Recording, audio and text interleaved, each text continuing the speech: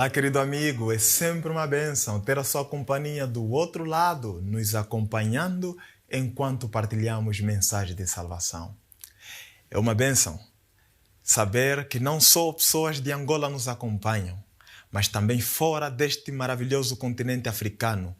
Agradecemos a Deus pela sua presença neste momento especial. Hoje, eu quero convidar a sua atenção para o livro de João, capítulo 3, o versículo 16. Diz a palavra de Deus: porque Deus amou o mundo de tal maneira que deu o seu Filho unigênito, para que todo aquele que nele crê não pereça, mas tenha vida eterna. Que Deus adicione bênçãos à leitura da sua palavra. Vamos orar. Nosso Deus, nosso Pai, obrigado por este momento. Pedimos que o Senhor abençoe a todos nós nesta hora e nos dê a compreensão clara da sua palavra, em nome de Jesus. Amém. João 3,16 é indiscutivelmente o texto mais conhecido na Bíblia. É infalivelmente o texto favorito da maioria dos cristãos. João 3,16 dizia Martinho Lutero: é a Bíblia em miniatura. Dizia o tradutor bíblico B. Phillips que é a metrópole do Evangelho. Dr. Frank Ray, ele dizia que escolheu um livro no planeta para ler e este livro é a Bíblia. Se tivesse que escolher um livro na Bíblia a ler, este livro seria João. Se tivesse que escolher que capítulo na Bíblia ler, este capítulo seria o 3. E se tivesse que escolher que versículo na Bíblia ler, este versículo seria o 16. E eu ainda digo, ainda que toda a Bíblia fosse removida das mãos do homem e nos restasse apenas João 3, versículo 16, o ser humano teria razão suficiente para dizer que temos mensagem suficiente para a transformação de uma vida para a eternidade.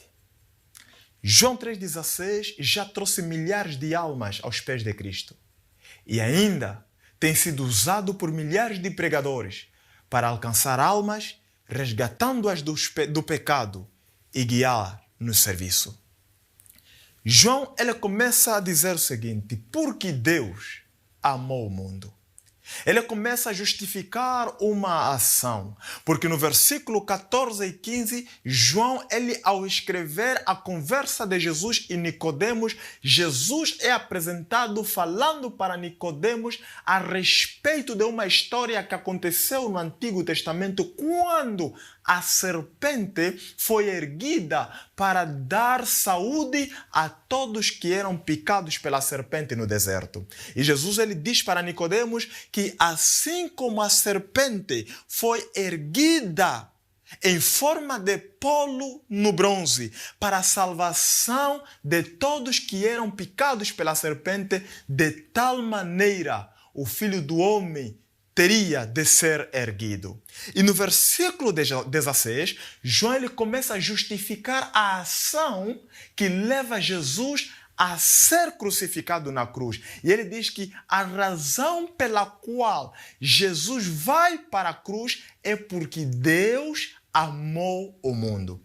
É como se estivesses a conversar com alguém sobre algo que aconteceu. E esta pessoa te pergunta: por que ele fez tal coisa? E você vai respondendo: porque, e vais justificando a ação. Ali João, ele está justificando porque Deus amou o mundo.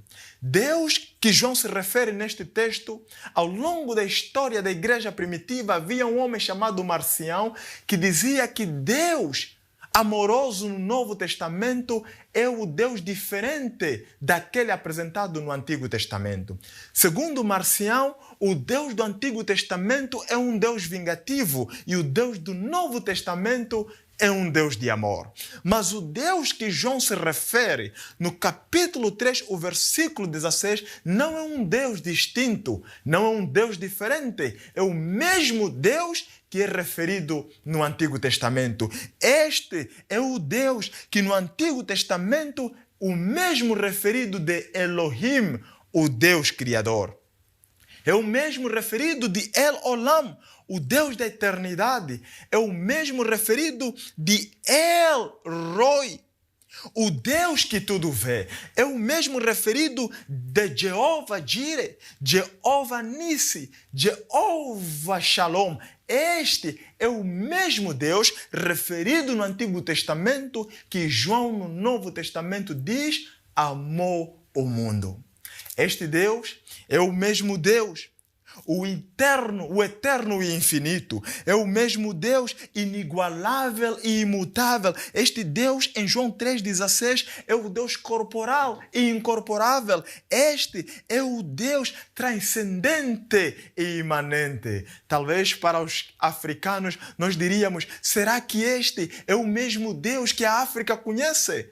Eu arrisco-me a dizer que este Deus que João se refere aqui é o mesmo Deus que em alguns lugares na África é chamado nas línguas africanas, como Kaumba. É o mesmo Deus que em África, para um povo no Zimbábue, é referido de Muari. É o mesmo Deus que para um povo na África do Sul é referido como Ndali ou Nkulunkulo. É o mesmo Deus que para um povo na República de Moçambique é referido de Sakatanga. É o mesmo Deus que para um povo em Angola é referido de Nzambi, e outros ainda se referem a ele como Suco. Este é o Deus que João diz amou o mundo. E a palavra amar que João se refere aqui não é qualquer tipo de amor. Existem para a mentalidade grega 4 tipos de amor. O primeiro é o amor storge, que é o amor fraternal. O segundo é o amor fileu, que é o amor entre pai e entre irmãos. O terceiro é o amor eros, que é o amor romântico, o amor que nos leva ao casamento, ou leva muitos ao casamento. O quarto é o amor agape. Este é um amor que tudo dá, sem nada esperar receber. E este amor agape, o amor incondicional, é o amor que João escreve que Deus expressou para com o mundo. E ao falar do mundo, não se trata da estrutura física, não, mas se trata de pessoas ruins que nele habitam. Se trata de pessoas com defeitos, pessoas com cicatrizes, pessoas que já não tinham esperanças, pessoas mergulhadas no pecado. São estes homens e mulheres, todos nós. Deus nos amou. Todos nós fomos alvos e vítimas do amor incondicional de Deus. E este amor, diz aí o texto, Deus deu de tal maneira. Que maneira? Não somente expressa a grandeza, a extensão do amor de Deus, mas expressa a forma como Deus demonstrou este amor. A expressão, e esta expressão é a cruz. A cruz é o adjetivo mais claro que nós temos para entendermos o amor de Deus.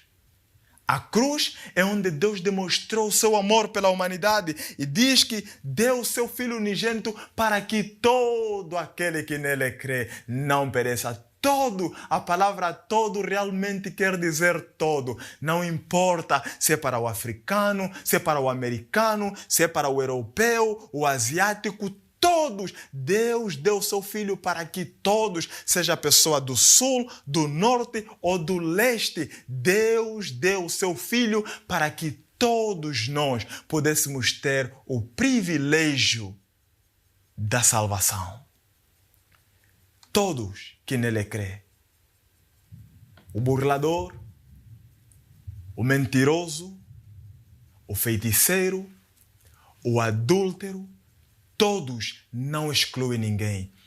A política divina no que concerne à salvação é uma política inclusiva. Todos, sem exclusão, independentemente do que você é, independentemente do que você tem feito, todos que crêem no nome do Senhor serão salvos. E diz que não somente serão salvos, mas gozarão da vida eterna. Esse é o maior presente que Deus dá. Quem realmente não quer viver a eternidade? todos nós desejamos viver a eternidade. E aqui está a receita principal para gozarmos a eternidade. Crer no nome de Jesus. Crê e seja salvo. Deus nos amou. Deu o seu Filho para salvar você. Deus nos amou. Ele deu o seu Filho para salvar a todos nós. E a minha pergunta é: vais rejeitar ou aceitar o amor de Deus? Qual será a tua decisão perante a leitura deste texto? Qual será a sua decisão perante a mensagem deste texto? Rejeitarás o amor de Deus ou aceitarás o amor de Deus expresso na cruz do Calvário? Deus te ama. Ele sempre te amou. É incrível saber que Deus nos ama 365 dias. 31 dias no mês. 24 horas no dia. 60 minutos na hora. 60 segundos no minuto. Deus nos ama. Nos ama de tal maneira. E por este amor, Ele deseja salvar a mim e salvar a você. Você deseja nesta noite estender as tuas mãos e unir-se às mãos do pastor. Dizer: pastor, eu desejo que Deus manifeste esse amor em minha vida. Eu desejo segurar firme e forte nas mãos de Deus e aceitar a salvação e a eternidade que Ele oferece. É esta a sua oração nesta noite. Aceitar o dom gratuito de Deus para te redimir dos teus pecados e te dar um estilo de vida diferente. Se é esta a sua oração, eu quero lhe convidar para uma breve oração. Nosso Deus, nosso Pai, obrigado pela cruz de Cristo Jesus, que mesmo nós ainda sermos pecadores, o Senhor morreu por todos nós. Te pedimos, ó Senhor, que perdoe os nossos pecados, ajuda-nos a crescer na fé e conceda-nos, ó Senhor, o maior presente, que é a vida eterna. Abençoe a todos que nos acompanham, as suas famílias em particular. Em nome de Jesus. Amém.